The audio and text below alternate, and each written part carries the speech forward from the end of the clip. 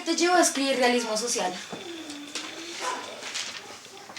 ¿Ya arrancamos? Sí. Sí. Pues, a ver, a mí me parece que es muy difícil igual ser realista. Yo creo que uno en el esfuerzo de ser realista acaba agregándole algún adjetivo, es decir, se vuelve realismo social o realismo sucio, o realismo mágico, siempre en el intento de capturar o captar la realidad como es, termina uno fracasando y dándole su propia mirada, su propio tono. Y entonces creo que es muy difícil llegar al realismo, pero el realismo social que puede haber, por ejemplo, en un libro como el libro de la envidia, es sobre todo la reconstrucción de cómo funcionaba la sociedad en ese momento. A mí me interesa del realismo el intento de documentar lo que está pasando en una época o en una sociedad. Es decir, en ese caso en Bogotá, en el siglo XIX hacia el final, que era una sociedad muy, muy desigual, como creo que sigue siendo ahora.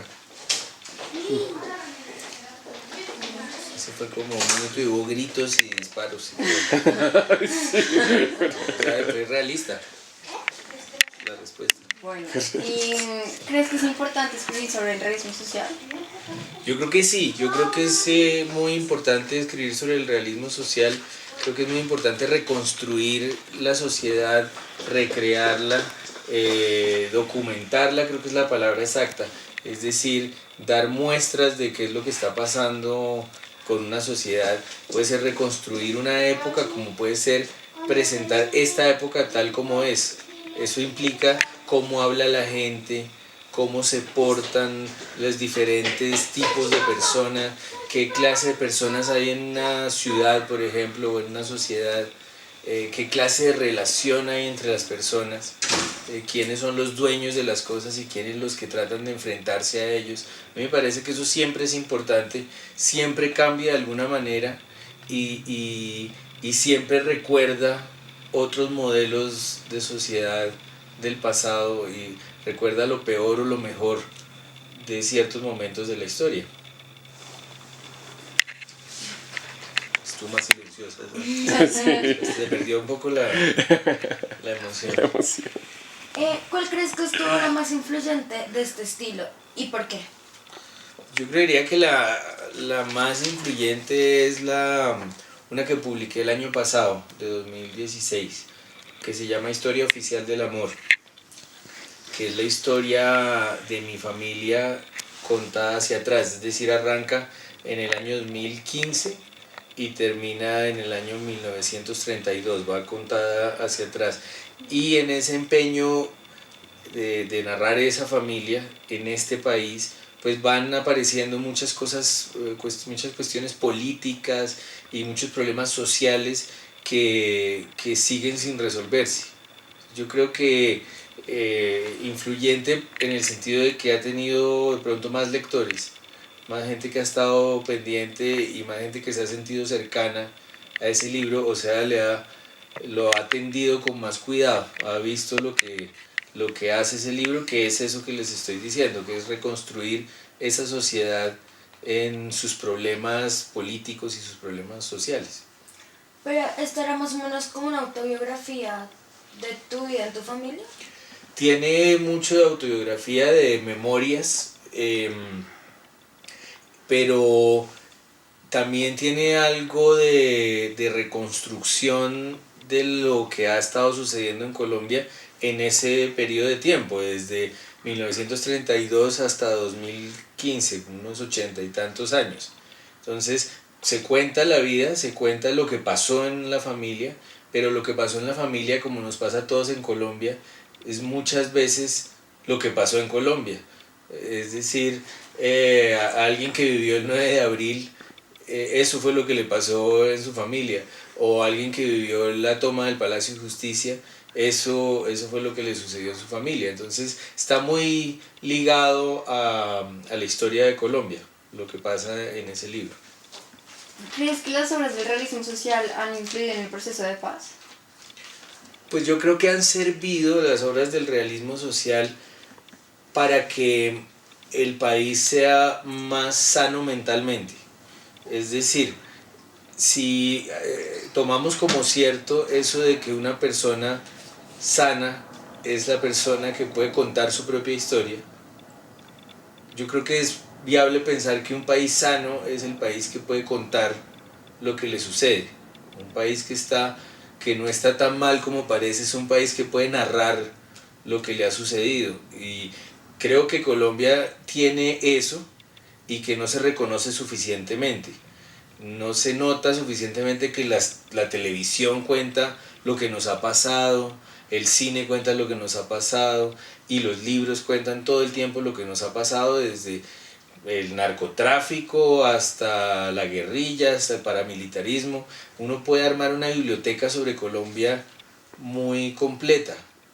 Y creo que todos esos libros son señales de sanidad mental, que en el caso de una sociedad es sanidad social, es el esfuerzo de decir lo que nos ha pasado, de no callarlo, y quien quiera saber realmente lo que nos ha pasado, ahí está en las novelas, está en los libros de historia, está en las investigaciones de las ONGs, en fin, hay una cantidad de información al alcance de cualquiera, que lo único que falta es que todo el mundo lo sepa, que ahí ya está la información.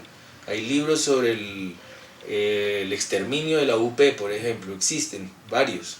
Y entonces cualquier colombiano puede saber lo que ha pasado acá.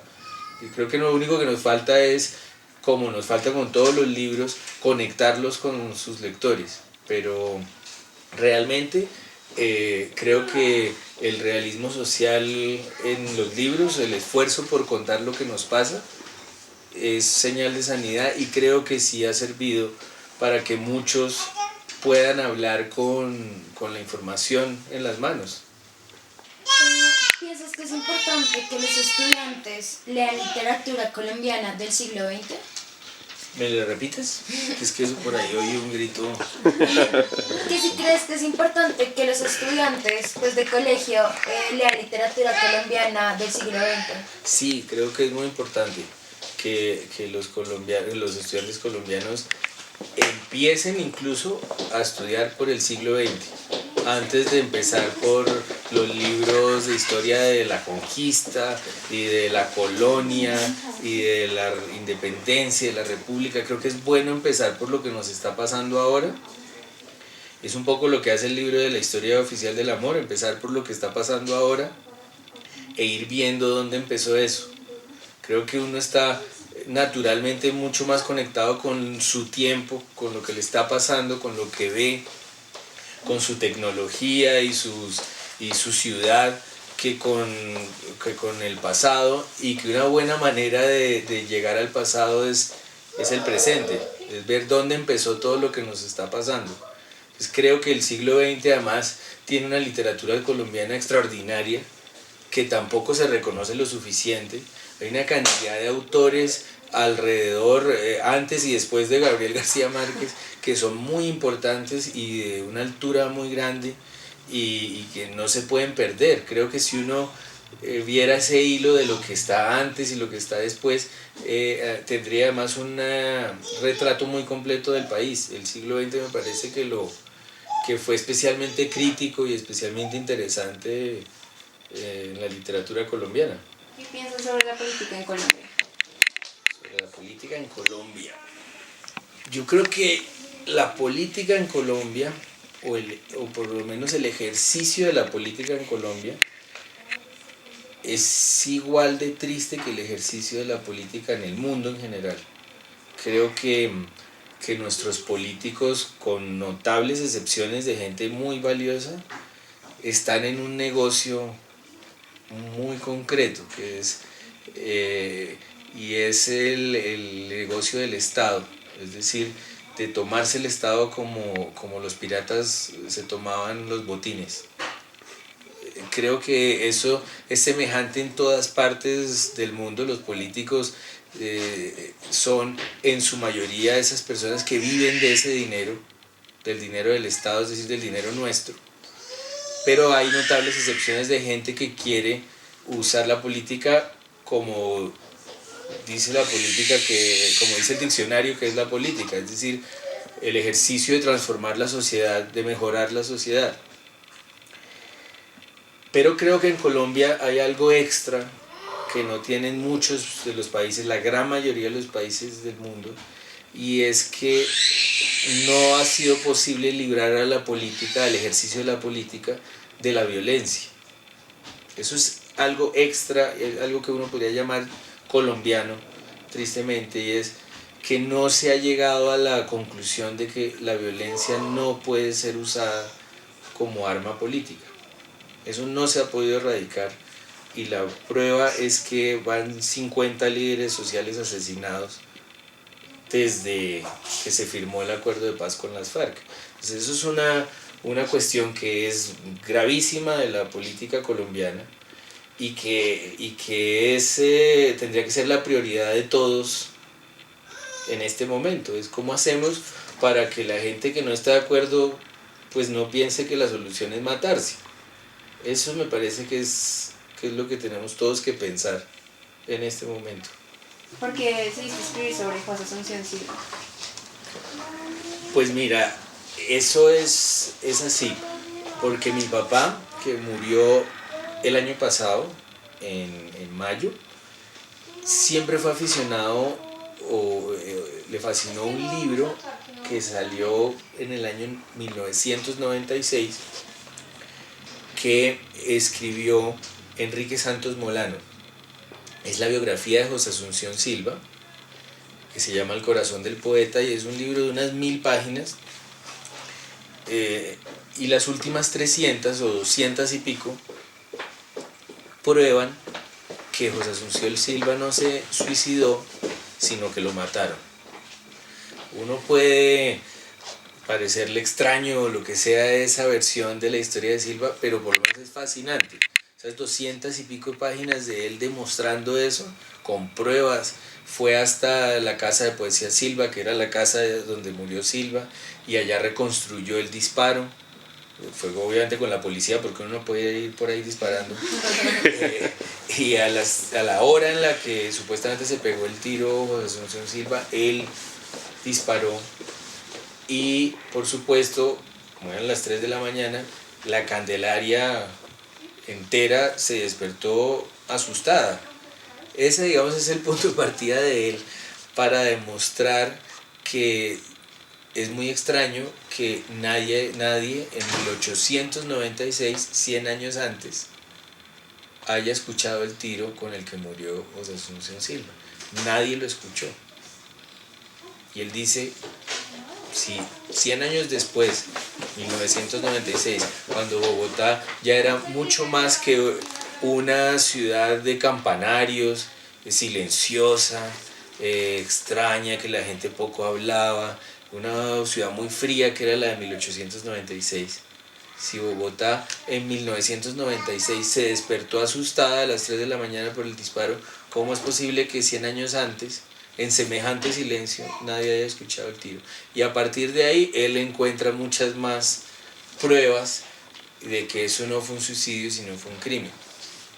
Y a mí ese libro le fascinó a mi papá, me lo hizo leer, yo le di muchas vueltas durante mucho tiempo, y en un momento dado pensé en un personaje de la Bogotá del siglo XIX, un personaje que existió, pero cuya única prueba es una caricatura. El personaje se llama El Loco Cacanegra.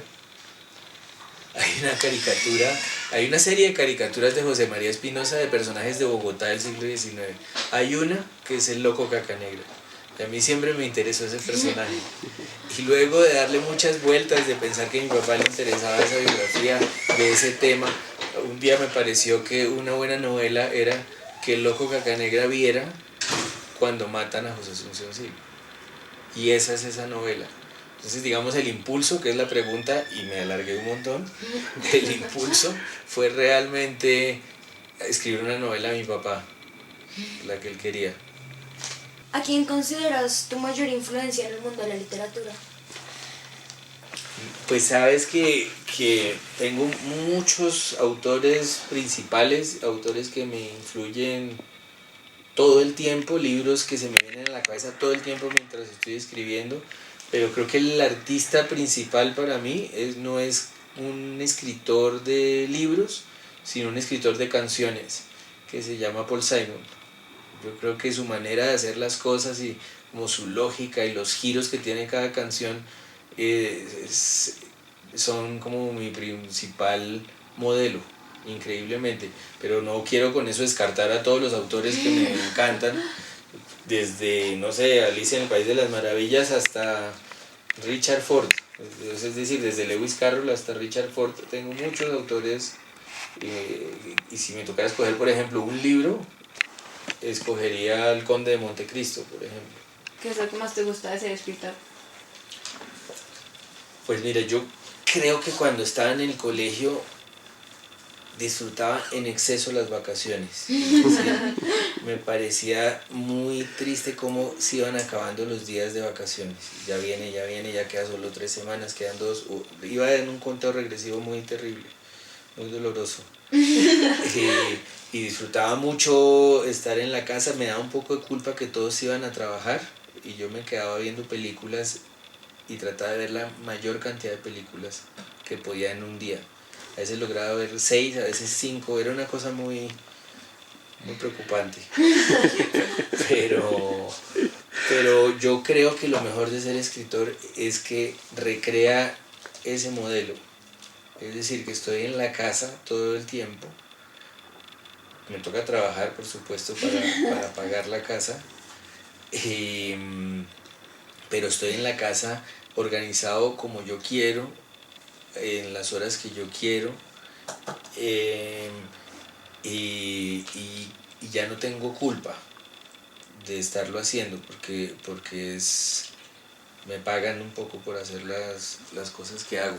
Es decir, trabajo, puedo estar pendiente de mis hijos, de mi esposa, de mi mamá, en fin. Me he logrado recrear esa tranquilidad y como esa felicidad de poder ver películas mientras uno almuerza. Pero al mismo tiempo estoy haciendo lo que quiero hacer y trabajando en lo que quiero hacer, y realmente escribir no es muy diferente de jugar. Yo creo que realmente es lo mismo, sino que lo que hace la gente es el juego de la gente que ya está muy vieja para jugar arrodillada, digamos, con carritos y con muñequitos. Entonces ya toca sentarse porque además físicamente pasa que hay un punto en que las rodillas no aguantan tanto. Empieza uno a rasparse si sigue jugando. Pues a los 13 años ya le toca pararse y inventarse otros juegos, que es bicicleta o no sé, computador o lo que sea.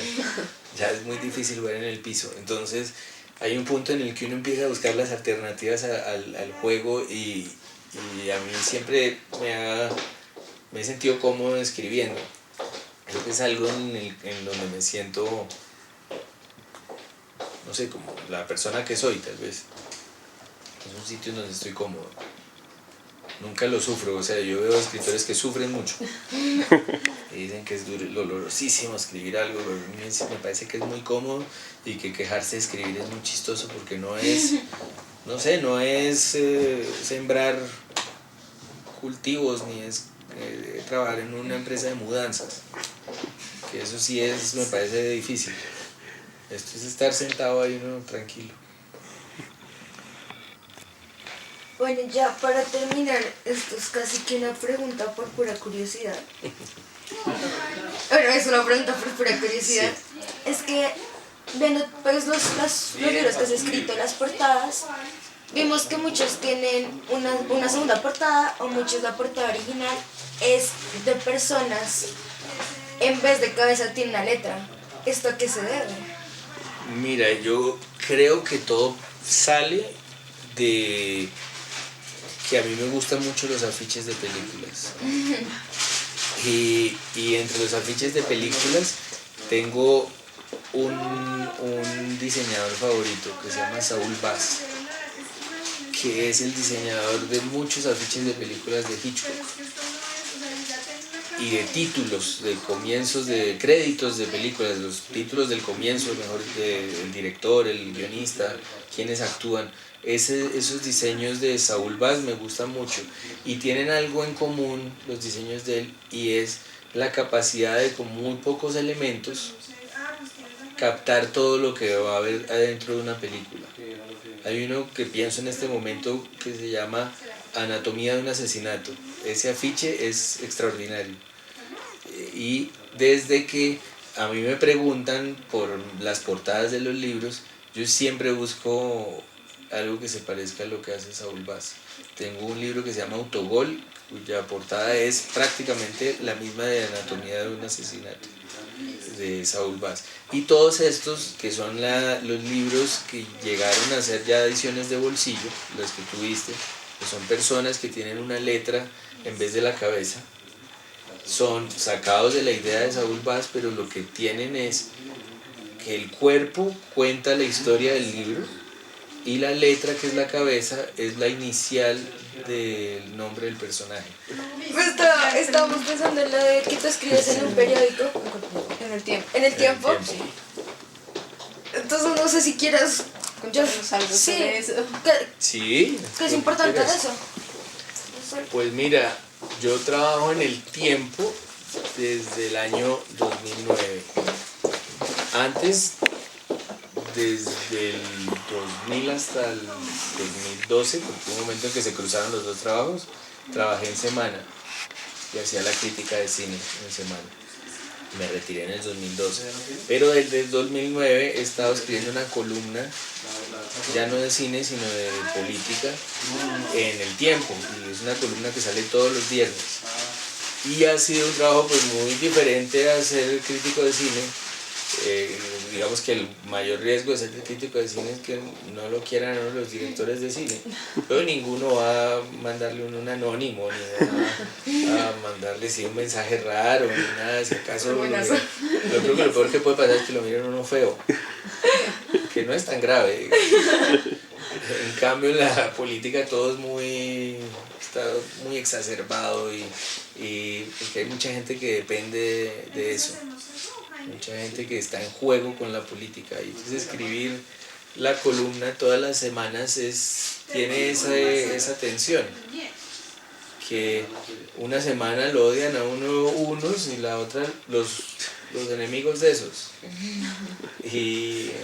pero es rico de hacer. A mí me gusta hacerlo por lo mismo que me gusta escribir las ficciones y las novelas, y es porque me gusta escribir e ir enlazando las frases y ir consiguiendo que digan exactamente lo que uno quiere decir es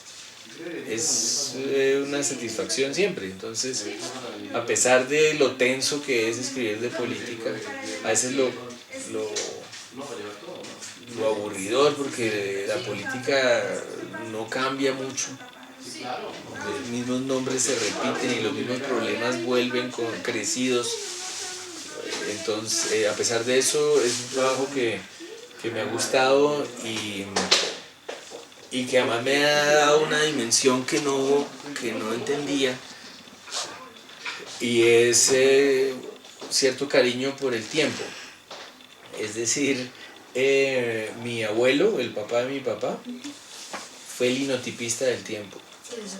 Es decir, era el hombre que armaba el periódico cuando no había computadores ni programas de diseño, sino unas máquinas grandes que eran los linotipos, en donde se armaban los artículos letra por letra. Esto eran personas casi como monjes dedicados a armar letra por letra. Cada artículo eran sabios del lenguaje, pero además sabios de esa técnica. Eso era el papá de mi papá. Y el papá de mi mamá era un enemigo del tiempo. Odiaba el tiempo por ser un periódico sectario. Mi abuelo, por el lado de mi mamá, era un liberal, un político liberal, pero no estaba de acuerdo con ese lado liberal, que era el que usaba al periódico El Tiempo para conseguir lo que buscaba políticamente. Era el lado de Eduardo Santos, el abuelo del presidente, o tío abuelo del presidente. Entonces para mí es interesante haber terminado en ese periódico, porque tenía un abuelo que lo odiaba y otro que lo adoraba.